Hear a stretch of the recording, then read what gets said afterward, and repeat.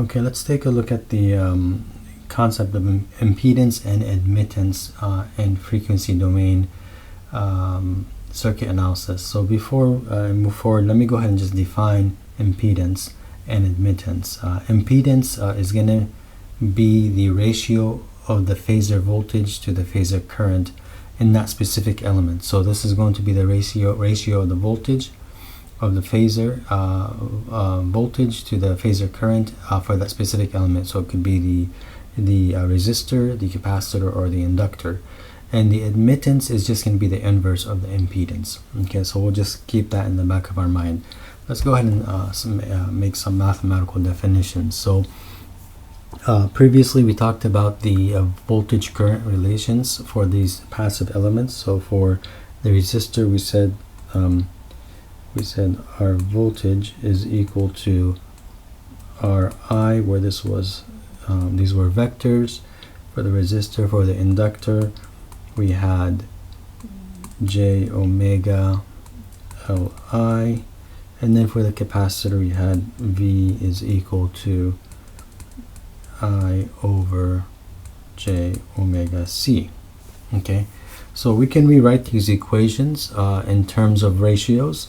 So we can rewrite in terms of ratios, and that's going to give us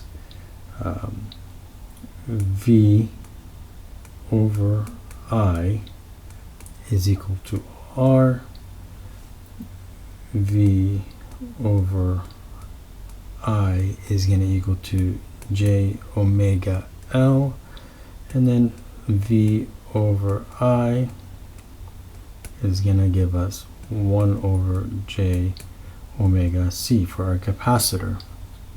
Okay, so from these three expressions we can obtain Ohm's law in phasor form, okay, for any type of element. Okay, so let me go ahead and highlight these here. So these are good to know, but we can generalize it even more. We can say that Z is equal to V over I. So again, these are all vectors, or V is equal to Z times I. Alright, where Z here is going to be frequency dependent. So let me go ahead. This is going to be Z is frequency dependent, and this is what we're going to call our impedance.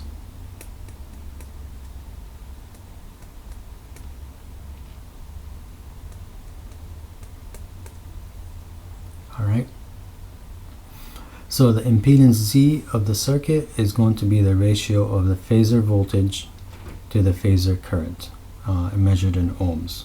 Okay, so this is phasor voltage over phasor current, and this is going to be used for all the elements. Okay, so a couple things to note. The impedances of the resistors, inductors, and capacitors can be obtained very easily. We can come up with, so we know that essentially this is going to be, rewrite this here, this is Z here, Z here, Z here. Okay, so we know for each one of those elements that's what our Z value is, or V equation is. And then we can consider two extreme cases of angular frequency. We can consider, so let me consider omega equals 0. So for DC, so i.e. for DC sources, we did that.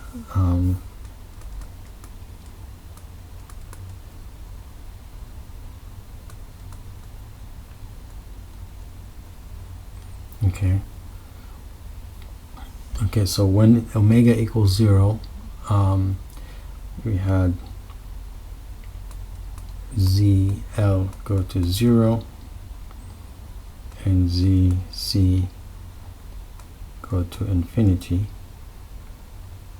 Okay, and that meant that the inductor acts like a short circuit and the capacitor acts like an open circuit.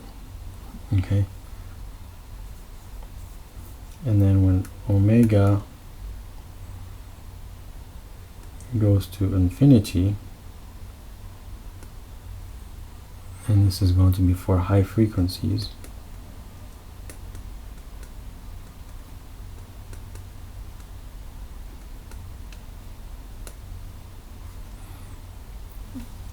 ZL is going to go to infinity and ZC is going to equal 0. Okay, indicating that the inductor is going to be an open circuit to high frequencies while the capacitor is going to be short circuit. Okay, so what that means is if we come up here, we look at this table, the inductor for DC behave like a short circuit.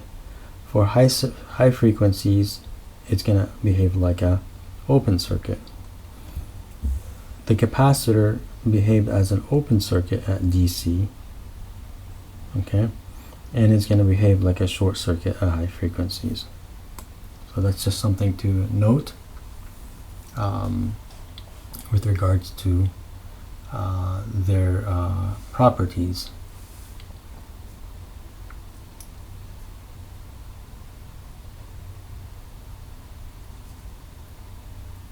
Okay. So impedance can be expressed furthermore in the rectangular form as Z equals R plus or minus JX, where R is going to be the resistance, real here, so I'm going to put this down here.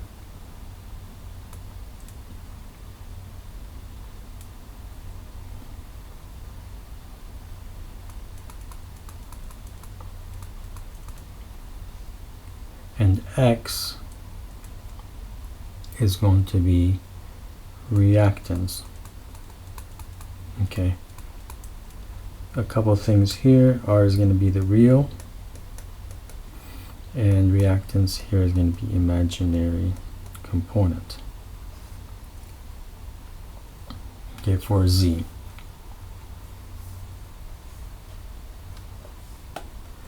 And the reactance X here is just a magnitude. It's going to be a positive value when it's used as a vector.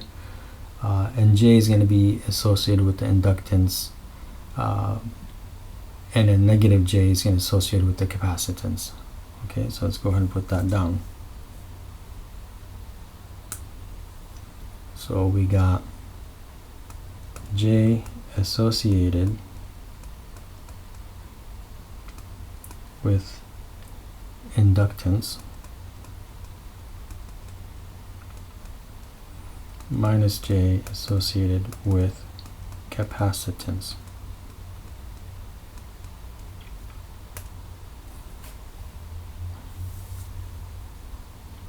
So for the impedance to be is said to be inductive or lagging. So if I say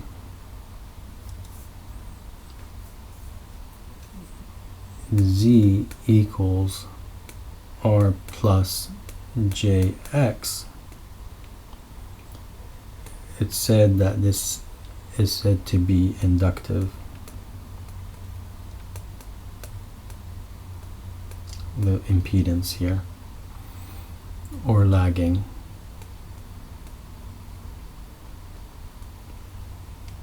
since current lags voltage.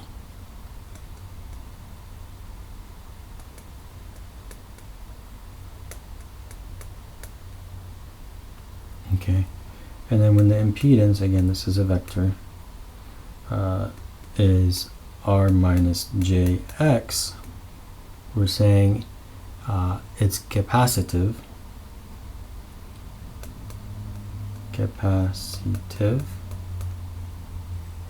or leading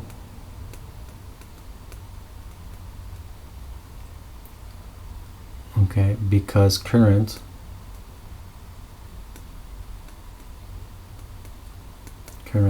leads the voltage. Okay, the impedance, resistance, and reactance are all going to be in ohms. Okay, so impedance,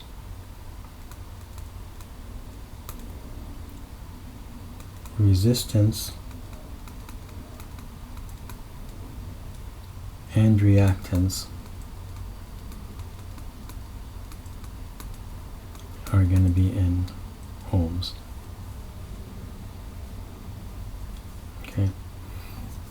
The impedance can also be written in polar form. So polar form as Z is equal to the absolute value of Z angle theta. All right.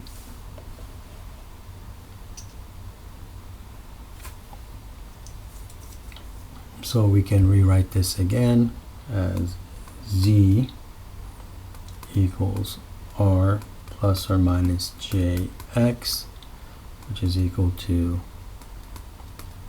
Z theta.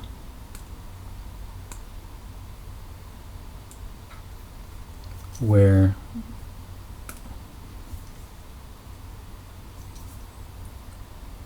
absolute value of Z is the square root of R squared plus X squared, and theta is tangent inverse plus or minus X over R, and R is equal to Z cosine theta, X is equal to Z sine theta.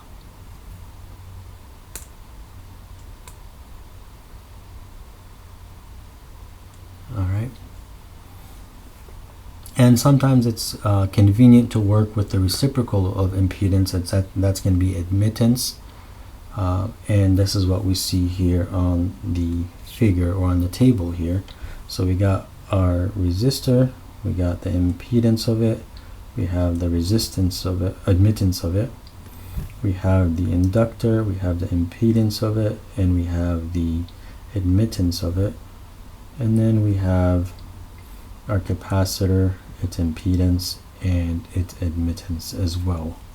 So sometimes it's convenient to work with the admittance, and it's just Y equals 1 over Z. Okay, so admittance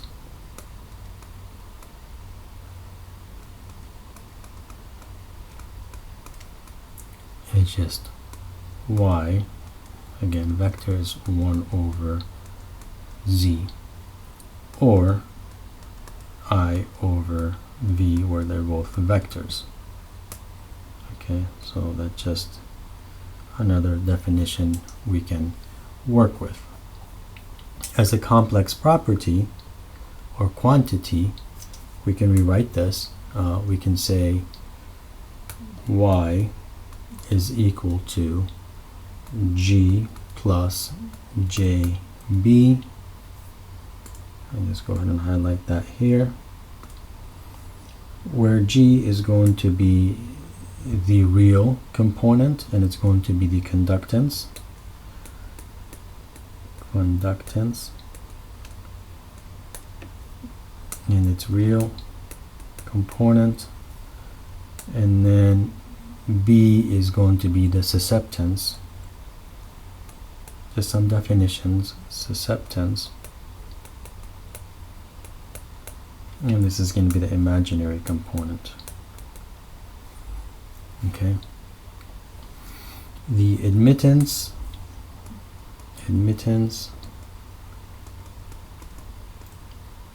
conductance,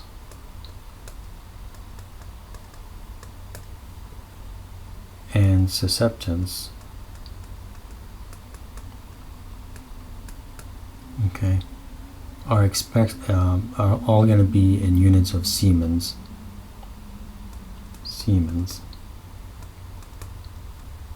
Okay, so that's or MHOS. Okay, and we can further relate these components by the following. So the impedance and admittance can be related by the following here. We can say G equals R over R squared plus X squared, and B equals X over R squared plus X squared. Okay. Negative, sorry. There should be a negative sign right there. All right. And that's how we can relate the two there. So the impedance and admittance components can be related in this fashion here. And that's just a quick introduction to impedance and admittance. Again, this table here essentially summarizes the impedance and admittance values for these passive elements, and essentially we can take the resistor, inductor, and capacitance and put them all in this impedance format, which will make our, again, calculations a little easier to do in frequency domain.